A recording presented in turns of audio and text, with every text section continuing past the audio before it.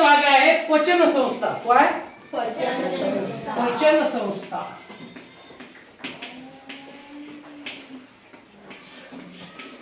ही संस्था खूप कामाची आहे. रामदेव बाबा म्हणतात, काय म्हणतात माहितीये का? जिसका 2 मिनट में हो जाता है, जिसका 2 ही मिनट में हो जाता है उसकी तबीयत बहुत अच्छी होती है.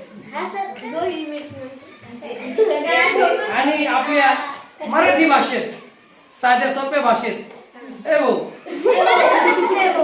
ज्याचं हागणं चांगलं त्याचं जगणं चांगलं. काय सोपं आहे? ज्याचं, ही काही नवीन क्रिया नाही, सगळ्याकडेच आहे ती. याचा अर्थ काय? तर ज्याचं तुम्हाला मुलाला तेवढा प्रॉब्लेम नाही, पण मोठ्या माणसाला कधी कधी खूप वेळ लागतो.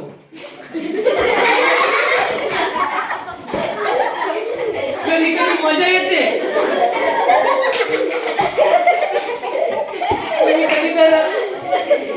कधी जर बाहेरगावी गेले आणि एखाद्या दिवस तुम्हाला बस स्टँड वरती सार्वजनिक शौचालयात जायचं काम पडलं, तर बाहेर लोकांची रांग असते.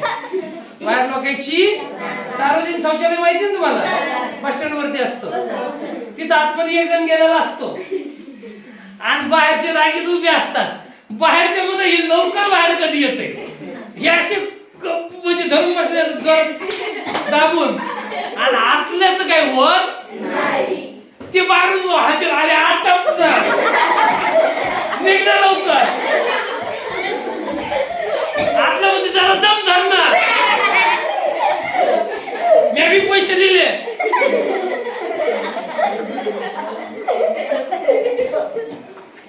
याचं कारण काय? तर काय आहे, आपली पचन संस्था जर सुरळीत असेल, आपली संस्था जर सुरळीत असेल, तर आपल्या शारीरिक ज्या क्रिया आहेत त्या सगळ्या व्यवस्थित होतात. समजलं? आपण जे अन्न खातो ते पहिल्यांदा त्या अन्नाचं रूपांतर विद्राव्य घटकात होतं. कशामध्ये होतं? विद्राव्य घटकात. आणि विद्राव्य घटकात खाल्ल्यानंतर आपण अन्न जे खातो तसंच तसं आपल्या शरीराला भेटत नाही ते. म्हणजे मग खायची गरज नाही का? खायची गरज आहे, पण जे अन्न खातो ते पहिल्यांदा आपल्या पचनाची सुरुवात आपल्या तोंडामध्ये होते. म्हणून सांगतात कमी खा पण चावून खा. आपण काय करतो? चावत नाही, जास्त खातो. पचतं कोणतं? पोटात दात नाही, पोटात दात नाही. मग आपण जे जाड खाल्लं ते पोट पचवून घेतं का? पोटाकडे ती सिस्टीमच नाही. पोट पुढे ढकलून देतं, त्याला जेवढं काढून घेतं तेवढं ते रेटून काढतं, बाकीचं पुढे कडे ढकलून देतं, मग ते पुढे कडकच राहतं. आलं ध्यानात? म्हणजे पहिली सुरुवात कुठे होती आपली? पचनाची सुरुवात कुठे होती? तोंडात होते. तोंडामध्ये ज्यावेळेस आपण घास घेतो त्यावेळेस पहिली लोक म्हणायचे, बाळा 32 वेळा चाव, घास गोड लागतो. किती वेळा चाव? 32 वेळा चाव, घास गोड लागतो. तोपर्यंत खाली गिळू नको. म्हणजे 32 वेळा चावल्यानंतर घासाचं रूपांतर आपल्या तोंडामध्ये लाळ आहे, त्या लाळ त्या अन्नात मिसळल्यानंतर टायलिंग नावाचा जो घटक आहे तो आपल्या अन्नामध्ये मिसळतो, आणि तो टायलिन नावाचा घटक आपलं अन्न पचवून देण्यासाठी महत्वाचं काम करतो. म्हणजे टायलिन आपल्या अन्नामध्ये मिसळला पाहिजे. टायलिन कधी मिसळतो? ज्यावेळेस अन्नामध्ये लाळ मिसळेल. लाळ कधी मिसळेल? ज्यावेळेस आपण अन्न तोंडामध्ये चावू. काही जण तोंडात जागा देत नाही, टाकणं खालीवर करणं घेऊ गडबड असते. बरोबर आहे? मग काय होतं, जे आपण अन्न खातो त्यावेळेस आपल्या पोटात ते जातं, त्यावेळेस अन्नाचं रूपांतर कशामध्ये होतं? विद्राव्य घटकामध्ये होतं. विद्राव्य घटकातून आवश्यक असणारे घटक शरीर काढून घेतं, आणि त्या काढून घेतलेले घटक रक्ताकडे पाठवतं, रक्त त्याचं पोषणासाठी उपयोग करत. आपल्या पेशी आहेत पोटामध्ये, तुम्हाला शिकवलं होतं. मग त्या अन्नामधून ते जे अन्न आहे, अन्नामधून त्या अन्नाचे विद्राव्य घटकातलं अन्न रक्तातून पेशीला मिळतं, पेशी खातात, पेशी जगतात आणि मग आपलं शरीर, पेशी वाढले की आपलं शरीर वाढतं. हे तुम्हाला माहिती आहे, ते तुम्हाला शिकवलेलं आहे. म्हणून अन्न पचन होणं म्हणजे काय होणं, तर खाल्लेल्या अन्नाचं रूपांतर विद्राव्य घटकात होणं, ह्याच क्रियेला आपण काय म्हणतो, अन्न पचन. काय म्हणतो, अन्न पचन. पचन संस्थेची सुरुवात मग आपल्या अन्ननलिका व पाचक ग्रंथी यांचा समावेश असतो. पचन संस्थेमध्ये काय असते, अन्ननलिका आपण जी आपली आहे ती, आणि आपल्या अन्ननलिकेमध्ये इथं वेगवेगळ्या पाचक ग्रंथी आहेत. त्या जसं आपलं अन्न पोटात जातं त्यावेळेस त्या पाचक ग्रंथी ज्या आहेत त्या पाचक रस आपल्या अन्नात सोडतात आणि त्या पाचक रसामुळं आपलं अन्न काय होतं, आपल्याला पचन होतं. मग अन्ननलिकेची एकूण लांबी किती असते माहिती तुम्हाला, 9 मीटर. अन्ननलिका जर काढली आपली आणि अशी लांबवली ती किती भरती, 9 मीटर. आता तुम्ही एखादी बोकड्या बांधला असते, ते माणसाचं ओढतो, गुंडाळी करतो, ओढतो, गुंडाळी करतो, आहे का नाही, तशी त्याच्या पोटात जशी अन्ननलिका असते तशीच अन्ननलिका आपल्या पोटात आहे. प्रज्वल पाहिली का तू, नाही ना, तिथं नको बघू. अन्ननलिकेची लांबी किती आहे, 9 मीटर. 9 मीटर आहे. आणि त्यात प्रामुख्यानं काय येतं, तोंड असतं, मुख असतं, ग्रासनी असते, ग्रासिका असते, जठर असतं, आमाशय असतं, लहान आतड असतं, मोठं आतड असतं, मलाशय असतं, गुद्द्वार असतं. या सगळ्यांचा समावेश कशामध्ये होतो, अन्न पचन संस्था. कशामध्ये, अन्न पचन संस्था. आणि या सगळ्यामधून अन्न पचन होत जात. मग लाळ ग्रंथी असते, पोटामध्ये यकृत असतं, स्वादुपिंड असतं. या काही पाचक ग्रंथी अन्ननलिकेला ठराविक ठिकाणी जोडलेल्या असतात. ज्यावेळेस हे जे बाकीचे आहेत अगोदरचे सांगितलेले, त्याच्या सोबत कोण कोण जोडलेलं असतं ठराविक ठिकाणी, म्हणजे आपण सगळं शेतामध्ये नाही का पाणी देत, एखाद्या दिवस आपण शेताला पाणी देत असतो, विहिरीपासून पाणी सोडलेलं असतं आणि मध्ये मध्ये आपण काय करतो, त्याला आता हे काही औषधं टाकतो का नाही ते पाण्यामध्ये झाडाच्या बुडाला जाण्यासाठी, तर मध्ये मध्ये आपण त्या औषध टाकण्यासाठी त्या पाईपाला जागा सोडलेली असते, बरोबर आहे. तशीच व्यवस्था आपल्या शरीरामध्ये आहे. ते कोणकोणत्या, लाळ ग्रंथी. कोणती ग्रंथी, लाळ ग्रंथी. यकृत असतं, यकृत म्हणजे लिव्हर इथं, आणि स्वादुपिंड असतो इकडून. आणि या सगळ्या पाचक ग्रंथी अन्ननलिकेच्या ठराविक ठिकाणी जोडलेल्या असतात. पचन संस्थेमध्ये वेगवेगळी इंद्रिय अन्न पचनाचे काम करत असतात, पद्धतशीरपणे करत असतात. पुन्हा ते अन्न पचनाच्या क्रियेचे वेगवेगळे टप्पे आहेत. प्रत्येक टप्प्यावर काम करणारे पचन इंद्रिय वेगवेगळे आहेत आणि विशिष्ट टप्प्यावरील किती इंद्रिय त्यांचे काम सुरळीतपणे पार पाडतात. कोणी त्याची हलगर्जीपणा करत नाही. आपलं कसं शाळेत आलं कचरा यायचं, उशिरा यायचं, आहे का नाही. आपण आपल्या पचन संस्थेची कोणती कार्य आहेत, रचना काय ते बघूया. पहिली पचन संस्थेची रचना जी सुरुवात होते ती होते कुठून, कुठून, दातापासून. पचन संस्था सुरुवात कुठून झाली, शेवट कुठे होतो बघा तुम्ही आता. सुरुवातच बघा, सुरुवात कुठून होते, दातापासून. मग आता हे दात नेमके कसे असतात, तर दात हे कुठं असतात, मुखात असतात. कुठं असतात दात, कोणाची वर नाहीत ना, कोणाचे, कोणाची वर आहे, कितीची वटाची वर आहे. वट दाबल्यावर आतमध्ये जातील ना, वरून आहे. कोण म्हणते, दाखव बरं. तर बघा प्रत्येकाचे दात त्याच्या कुठे आहेत? मुखात आहेत, तोंडात आहेत. आता या दाताच्या मुखापासून आपल्या पचनाची सुरुवात होते. दाताचे मुख्यत्व, आता दात नेमके काय आहेत? दाताचे मुख्यत्व वेगवेगळे प्रकार आहेत. कोणकोणते दाताचे प्रकार आहेत? तर आपल्याला पटाशीचे दात आहेत. कोणते दात आहेत? पटाशीचे. त्याच्यानंतर आता 5 नंबर काढा तुम्ही, 105. पहा तिथं आपल्याला खाली दाताचे प्रकार दाखवले. पटाशीचा दात कोणता असतो तो बघा, पटाशीचे दात. त्याच्यानंतर सुळे दात, उपदाढ आणि दाढ. बघ ना भाऊ, त्याची जवळ बस बघायची टायमाला बस, पुन्हा उठून जाय. कोणकोणते दात आहे तिथं? पटाशीचे दात, सुळे दात, उपदाढ आणि दाढ, असे दाताचे प्रकार. प्रत्येक दातावर एनॅमल नावाचा एक कठीण पदार्थ असतो. कोणता? एनॅमल. एनॅमल नावाचा एक कठीण पदार्थ प्रत्येक दातावरती असतो, म्हणून आपले दात टणक आहेत.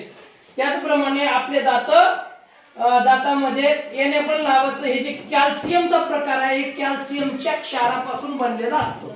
एनॅमल कशापासून बनतं? कॅल्शियमचे क्षार. कशापासून?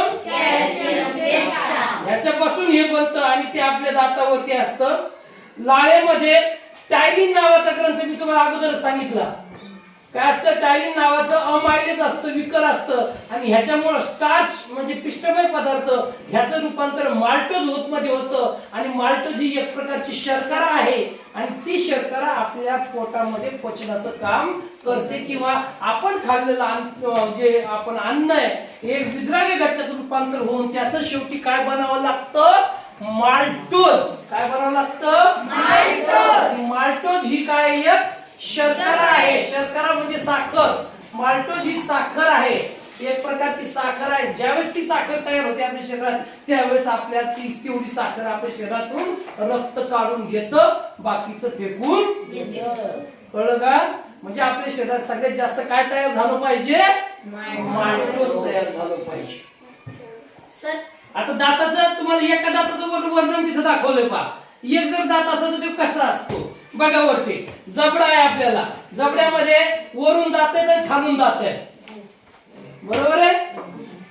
जबड्यामध्ये वर आणि खाली दात आहेत. एक दात कसं आहे पहा, वरचा जो भाग आहे त्याला दंतवल्क असं म्हणतात. काय म्हणतात? आणि त्या दाताच्या खालून जी लाल लाल भाग दाखवला त्याला दाताचं मूळ असं म्हणतात. आणि दाताच्या खाली, दंतवल्काच्या खाली एक भाग असतो त्याला दंतीन असं म्हणतात. दंतींच्या खाली हिरडी असते आणि हिरडी ही कशात बसलेली असते? हाडात बसलेली असते. अशा एका एका दाताची रचना असते. उत्प्रेरकाचे कार्य उत्प्रेरकाचे कुठे? नवीन शब्द शिका. विकर. त्यानंतर बघू लागतो. आता विकर जी आहे सजीवाच्या शरीरामध्ये स्त्रवणारे आणि विशिष्ट रासायनिक प्रक्रिया घडून आणणारे पदार्थ म्हणजे विकर आहे. पचन संस्थेतील विकर खाद्यपदार्थात बदल घडून आणतात. ते केवळ उत्प्रेरकाचं काम करतात. विकराशिवाय चयापचय क्रिया होणे शक्य नाही. विकरे ही एक प्रकारची प्रथिने असतात. विकरे सर्वसाधारण तापमानावर सर्वाधिक क्रियाशील असतात. म्हणजे विकरे म्हणजे शरीरामध्ये वेगळ्या विशिष्ट वेळेला स्त्रवणारे वेगवेगळे पदार्थ, जसं टायलिन आहे जे लाळेमध्ये असतं, तशी शरीरामध्ये वेगवेगळी विकरे शरीरामध्ये सोडली जातात आणि त्याच्यामुळं आपली चयापचय क्रिया म्हणजे पचनाची क्रिया, चयापचय म्हणजे काय? पचन होणं, ही क्रिया घडून येते. आणि ही क्रिया घडत असताना उत्प्रेरक म्हणजे तिथं पचवण्याचं काम कोण करतं? विकर करतात. आणि म्हणून विकर हे एक चांगलं प्रथिन आहे. ते प्रथिन आपल्याला शरीरामध्ये आवश्यक आहे. आणि ती विकर कधी काम करतात? शरीराचं तापमान व्यवस्थेवर सामान्य असत त्यावेळेस ती विकर सर्वाधिक जास्त क्रियाशील असतात. चला पाठीमागचं पान काढा. दात बघितलं आपण, नंतर बघायचं तोंड कुठे बघून घ्या. बघितलं? तुम्हालाही माहिती तोंड कुठे.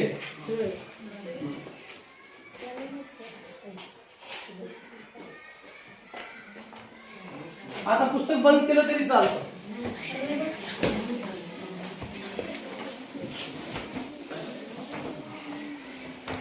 दात बघितला आपण. आता ही माणसाची कवटी आहे. समजा हे माणसाचं हे असं समजा तोंड आहे. या तोंडावरती इथं अशी जीभ आहे का नाही. या तोंडामध्ये पहिल्यांदा तोंडामध्ये अन्नाचा घास घेतला की पचनाचं काम सुरू होतं. मग तोंडातलं अन्न दातांनी चावलं जातं आणि त्याचे बारीक बारीक तुकडे होतात. मग तुकडे झाले इथं या तोंडाजवळच्या कानापासून एक लाळ ग्रंथी आलेली असते. काय असते? लाळ ग्रंथी. कुठं येते ती? तोंडामध्ये येते. त्या लाळ ग्रंथीमध्ये कानशिलाजवळ आणि खाली घशाजवळ जिभेखाली असलेल्या वेगवेगळ्या ग्रंथीमध्ये लाळ तयार होते. तिथून ती अन्न नलिकेच्या तोंडात जाते आणि अन्न चावण्याच्या क्रियेमध्ये ती सहभाग घेते आणि ती अन्न चावण्याच्या क्रियेमध्ये सहभाग घेतल्यानंतर ती अन्नात मिसळल्या जाते. त्यातलं शिकवलं मी सदानंद. कर बर. त्याच्यानंतर आहे ग्रसनी म्हणजे घसा. म्हणजे आता ही इथं आलं की मग इथून अशी रचना असते. मग हे इथून अन्न आपण टाकलं की इथं काय झालं, मग आपण ह्या दातांनी बारीक बारीक केलं. इथं कोण मिसळलं? लाळ मिसळली. आणि मग मिसळलेला घास आता इथं एवढंच काम आपल्या हातात आहे. मग इथून आपण काय केलं? खाली इथं ढकलून दिलं. तर मग इथं असते ग्रासनी. काय असतंय? ग्रासनी किंवा आपण त्याला दुसरं म्हणतो घसा.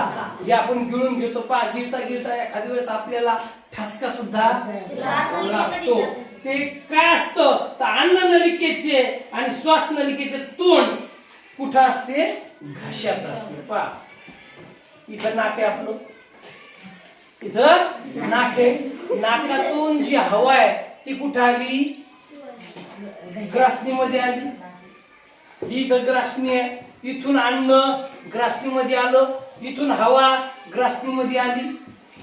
आता पहा इथून हवेला जायचं असतं इथं फुफ्फुसामध्ये. कुठे जायचं असतं? फुफ्फुसामध्ये. आणि अन्नाला जायचं असतं इथं अन्न नलिकेत पोटामध्ये जायचं असतं. पण दोन्हीचा एक भाग आहे की ज्या वेळेस ह्या इथे एक बटन असल्यासारखा खेळ आहे. काय? लाईटीचं बटन कसं असतं? एक लाईट दाबला की दुसरा बंद करायचा अशी तिथे व्यवस्था असते. तसं कधी कधी एका बटनावर दोन लाईट असतात. एक कड दाबलं एक लागतो दुसरा बंद होतो. पुन्हा ते बटन पुन्हा पहिल्यासारखं दाबलं पहिला लाईट लागतो इकडचा बंद होतो. बरोबर आहे का? तसं काम आहे अन्न नलिकेत श्वास नलिकेचं आणि अन्न नलिकेचं. घशामध्ये काय होतंय? ज्यावेळेस आपण श्वास घेतो त्यावेळेस आपण अन्न मधात घेऊ शकत नाही. आणि ज्यावेळेस अन्न मधात घेतो तोपर्यंत श्वास थांबलेला असतो. कळतंय का काय ते? हे तुम्हाला माहित नाही म्हणजे कळत भी नाही असं होते का म्हणून. कळतंय का आपल्याला? आपण अपना खाना चलता है, बातें चालू होती है आणि आपलं चावलं सुरू असतं आणि खाणं पण सुरू असतं. ह्या पुढे क्रिया घडायल्यात का हे आपल्याला माहितीच नसतं. पण काय काय होतं? काय काय होतं?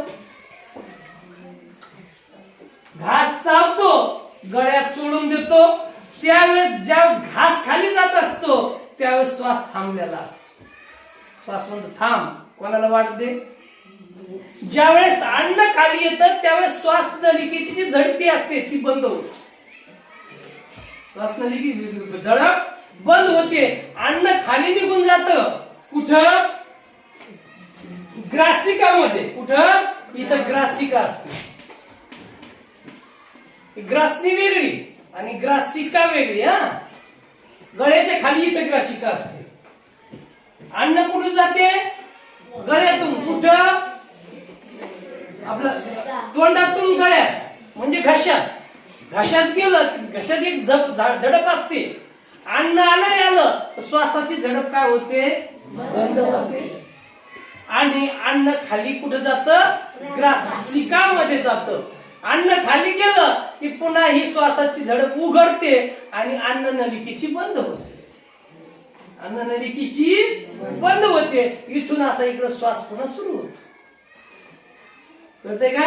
म्हणजे श्वास गेला, श्वास सुरू झाला की अन्न वर थांबतं आणि अन्न खाली आलं की श्वास आपोआप बंद होतो. पण एखाद्या वेळेस काय होतं, आपल्या माग आपण ध्यानावर नसतो आणि एखादा चुकून कण जेवत असताना अन्ननलिकेतला कण कुठं अडकतो? श्वास नलिकेत अडकतो आणि मग होती आपली बेजारी. मग काय लागतं? काय लागतं? ठसका. मग असा ठसका लागतो की तोंडातून,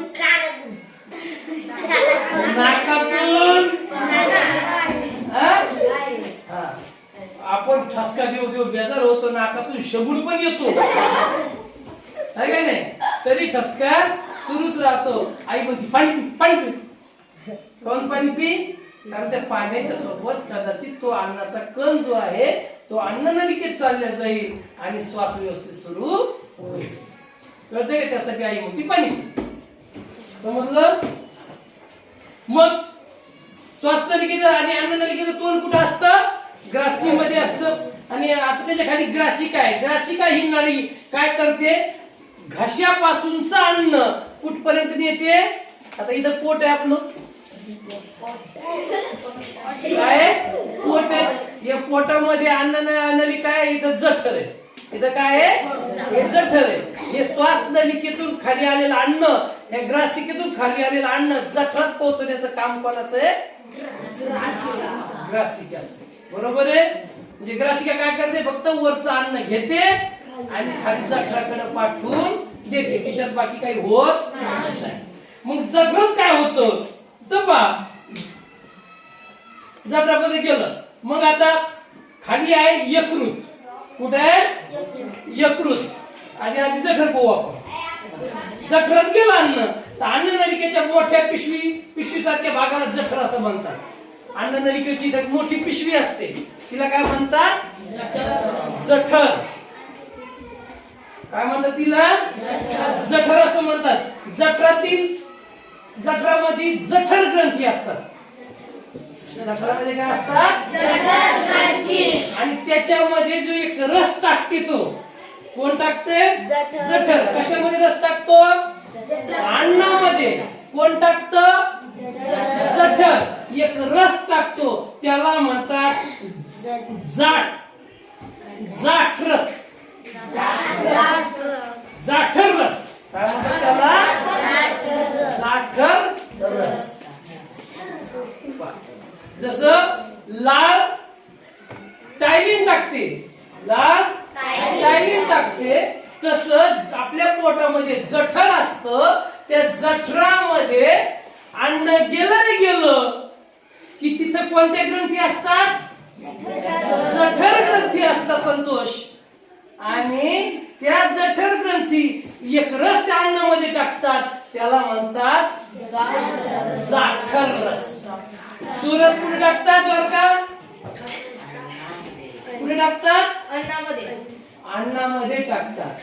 कशामध्ये? अन्नामध्ये. आणि मग त्या अन्नामध्ये ते जाठर रस टाकला की तिथं हायड्रोक्लोरिक आम्ल बनतं. काय काय बनतं तिथं? हायड्रोक्लोरिक आम्ल, क्लोरिक आम्ल, नंतर पेप्सिन. काय बनतं? पेप्सिन. नंतर म्युकस. आणि असे जठराचे 3 घटक मिसळून काय होतंय?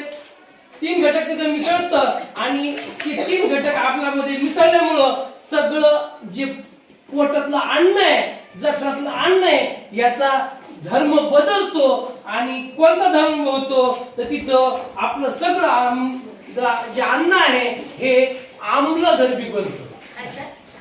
काय? आम्लधर्मी अन्न बनतं. म्हणजे तिथं आम्ल तयार होतं. पोटामध्ये जठरात काय काय मिसळतं? जठरात काय मिसळतं? जाठर रस. त्या जाठर रसात 3 घटक असतात. कोणकोणते? हायड्रोक्लोरिक आम्ल, पेप्सिन आणि म्युकस हे तीन घटक त्याच्यात मिसळलं की अन्न काय होतं, काय बनतं, आम्लधर्मी बनतं. काहीतरी नाही होतं, काय बनतं, अन्न कसं बनतं, आम्लधर्मी बनतं. आणि मग जठरामध्ये प्रथिनाचं विघटन होतं. प्रथिन तिथं बारीक होतात, प्रथिन तुटतात, त्याचं विघटन होतं आणि खाल्लेल्या अन्नाचं जठरामध्ये त्या अन्नामध्ये पाचक रस मिसळतो आणि पाचक रस मिसळून एक तिथं पातळ असं मिश्रण तयार होतं. शिरा, पातळ शिरा, पातळ मिश्रण कळलं का तुम्हाला? ज्यावेळेस आई दही घुसळते, दही घुसळते त्यावेळेस काय होतं, ते सगळं घुसळून घुसळून घुसळून काय तयार होतं, तिथं एक पातळ मिश्रण तयार होतं ना. तसं आपल्या जठरामध्ये सगळं अन्न असं घुसळलं जातं आणि ते घुसळून तिथं काय तयार होतं, एक पाचक रस तयार होतो. आणि तो पाचक रस नंतर ते मिश्रण लहान आतड्यामध्ये हळूहळू पुढे ढकलल्या जातं. म्हणजे या जठरातून इथे एक लहान आतडे त्याच्यात ते ढकललं जातं. जठराचं सगळ्यात महत्वाचं काम पुन्हा पहिल्यापासून सांगतो. आपल्या ग्रासनीमधून अन्न जठरात जातं. जठरात गेल्यानंतर तिथं जठर ग्रंथी असतात, त्याच्यामधून असे तीन प्रकारचे घटक त्याच्यामध्ये मिसळले जातात. तीन पाईप असतात, तीन पाईप तीन घटक पाठवतात. त्याला त्या तिघाला एकदाच काय म्हणतात, जाठर रस असं म्हणतात.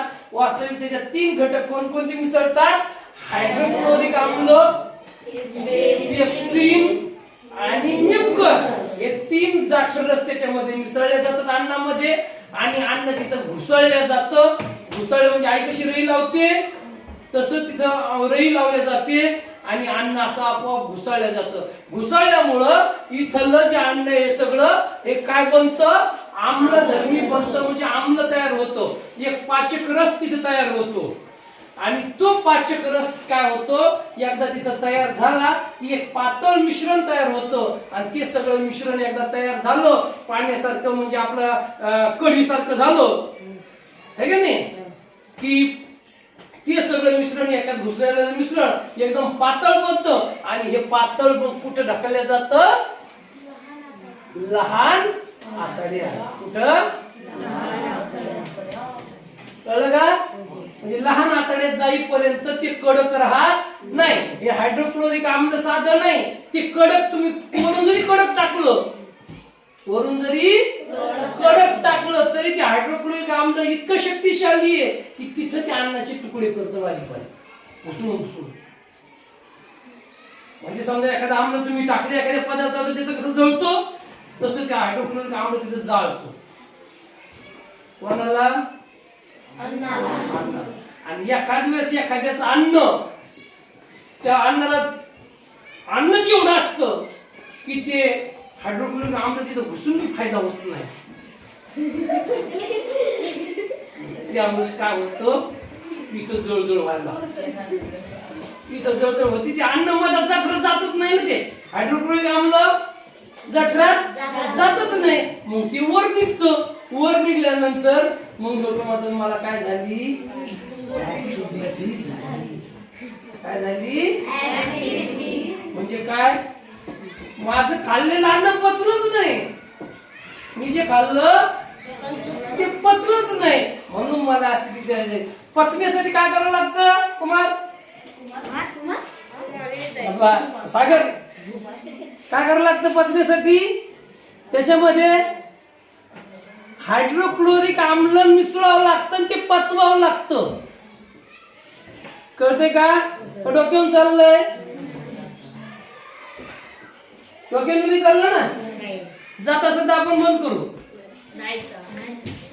जठरामध्ये कोण मिसळतं, जाठर रस. जाठर रसात किती घटक असतात, तीन. कोणकोणते, हायड्रोक्लोरिक आम्ल, पेप्सिन, म्युकस. हे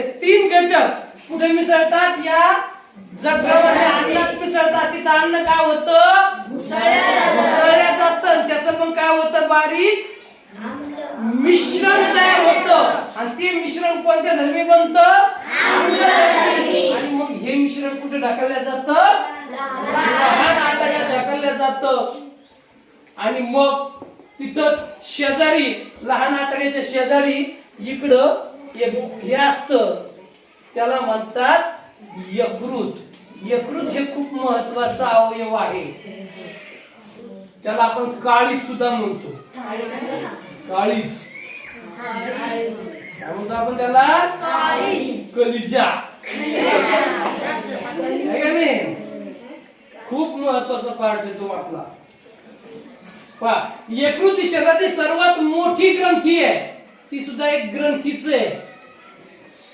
शरीरातील सगळ्यात मोठी ग्रंथी. यकृताला भरपूर रक्तसाठा होत असतो, रक्ताचा पुरवठा होत असतो. पहा, यकृत लाल दिसतं पहा तुम्हाला, कारण त्याचं सगळं काय असतं? रक्त असतं.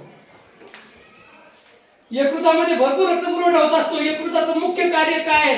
तर ग्लुकोजचा साठा करायचा. म्हणजे शरीरामध्ये जेवढं काही तुमचं ग्लुकोज तयार झालंय, तर तुम्हाला शरीराला जेवढं लागतं, शरीराला आता आपण अन्न खातो, समजा आपल्याला असं म्हणा, आपल्या शरीराला सध्या 5 घटक लागतात. चांगले कामाचे 5 घटक म्हणजे 5 छटक अन्न लागतं.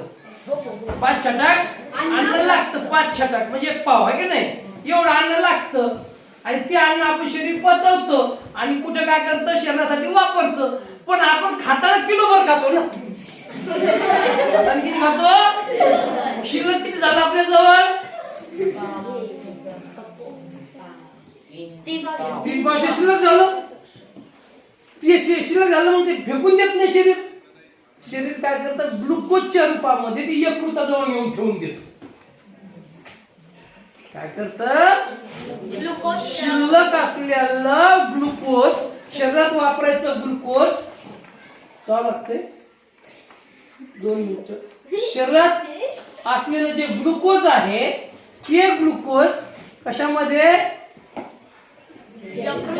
आपल्या शरीराला लागलेला ग्लुकोज ते शरीराला देतं. आणि उरलेलं ग्लुकोज जे आहे, जे आपल्याला शरीराला पाहिजे, जे आपण काय म्हणलो माल्टोज, ग्लुकोज, शर्करा, हे जे सगळं आहे शरीराला आवश्यक घटक, शरीर फेकून नाही देत. ते कोणाजवळ नेऊन ठेवतं? यकृताजवळ नेऊन ठेवतं.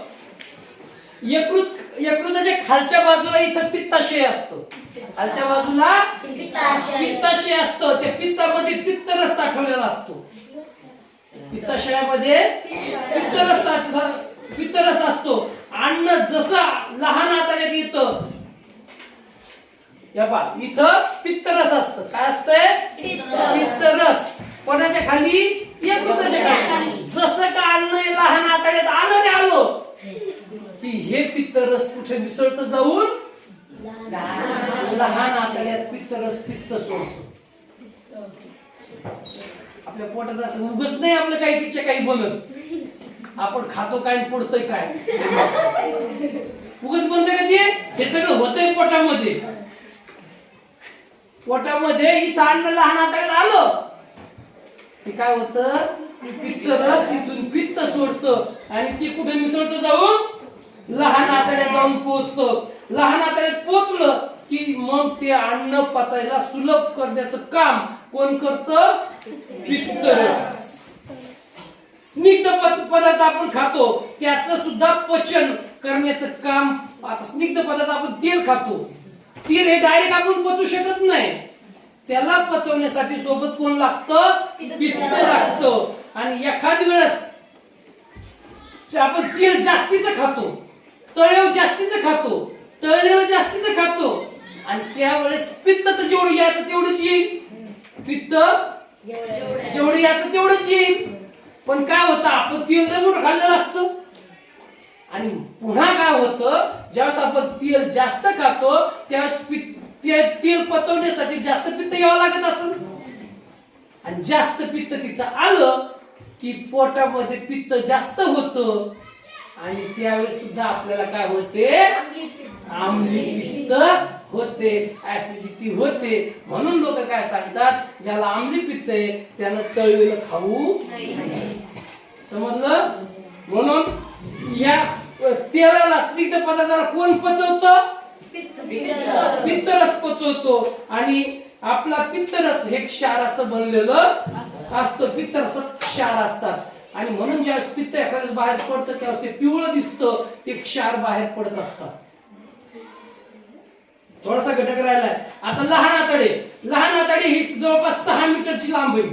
लहान आतड्याची लांबी किती आहे? 6 मीटरची लांबी आहे. इथं प्रामुख्याने अन्नाचं पचन होतं, शोषण होतं. लहान आतड्यामध्ये अन्नामध्ये 3 पाचक रस मिसळतात. पुन्हा इथं आले की किती पाचक रस मिसळतात? 3 पाचक रस अन्नामध्ये मिसळतात.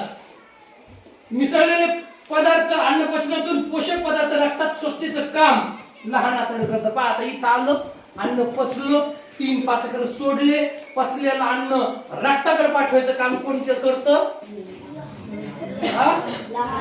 लहान आतडं पचलेलं अन्न रक्ताकडे पाठवतो. नंतर मोठं आतडं. मोठ्या आतड्याची लांबी 1.5 मीटर असते. याचं फक्त पाण्याचं शोषण होतं. मोठ्या आतड्यात काय टाकलं जातं? पाणी टाकले जातं अन्नामध्ये. मोठ्या आतड्याच्या सुरुवातीच्या भागाला अपेंडिक्स असतो. माझं अपेंडिक्सचं ऑपरेशन झालं. एक अपेंडिक्स नावाचा घटक असतो. तो कुठे असतो? मोठ्या आतड्याच्या सुरुवातीला. लहान आतड्यात अन्नाचे पचन झाल्यानंतर न पचलेलं अन्न आणि रिकाम अन्न, बिनकामाचं अन्न, उरलेला कचरा, हा उर्वरित घन भाग, म्हणजे घन म्हणजे लयच कडक भाग, ते पचलंच नाही, असा सगळा कुठं ढकलल्या जातो? मोठ्या आतड्याकडे ढकलल्या. होऊ शकतं ना. आपण दूध एखाद्या दिवशी काय करतो? चहा करतो. गुळाचा चहा पाहिला का तुम्ही कधी? गुळाचे मोठे मोठे खडे टाकतो. एखाद्या दिवस चहा सगळा शिजतो पण काही खडे विरघळतच नाही. बरोबर? ते खडे तसेच राहतात. मग शेवटी ते पुढे जाणार का? मग आपण खाताना बी काही जरी अन्न घुसळलं, चटरात घुसळलं, लहान आतड्यात गेलं, पण शेवटी काही खडे ते पचतच नाहीत. ती काय होतात? ती मोठ्या आतड्यात पाठवून दिली जातात. आता त्याची कार्यक्षमता संपलेली आहे. कधी कधी आपण चहा करतो, चहामध्ये पत्ती टाकतो, पुन्हा इतर काही ते पाला वगैरे टाकतो. आता चहा आपण गाळून घेतो. चहा तसं शरीर काय करतं? कामाचा भाग गाळून घेतं आणि मग पत्ती काय ते उरतं चाळणीमध्ये. उरतं का नाही? हे सगळंच घेतो आपण. तसं शरीरात खाऊन खाऊन त्याचं जे काहीतरी वेस्टेज निघतच असेल ना. आपण साधी लाकड जाळले तर राख निघती, मग अन्न जाळल्यावर काही ना काही वेस्टेज निघत असेल का नाही? ते कुठं सोडलं जातं?